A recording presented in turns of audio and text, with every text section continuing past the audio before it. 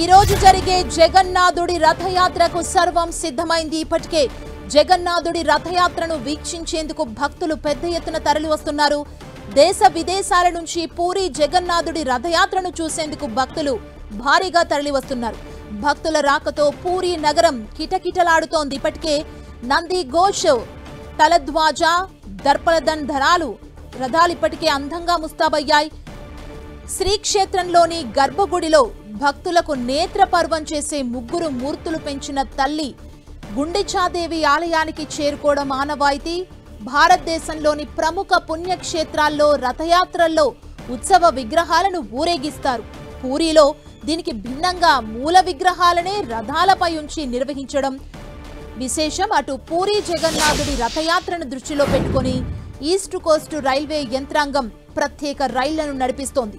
అటు ఈ వేడుకలో దాదాపు 12 లక్షల మందికి పైగా భక్తులు పాల్గొంటారన్న అంచనాతో అధికారులు విస్తృత ఏర్పాట్లు చేశారు. భక్తుల భద్రతకు ప్రాధాన్యం ఇచ్చిన ఒడిశా సర్కార్ తొలిసారి 275 AI కెమెరాలు, డ్రోన్ల ద్వారా రద్దీ నియంత్రణకు ఏర్పాట్లు చేసింది. దీనికి తోడు 10,000 మంది జవాన్లను నియమించింది.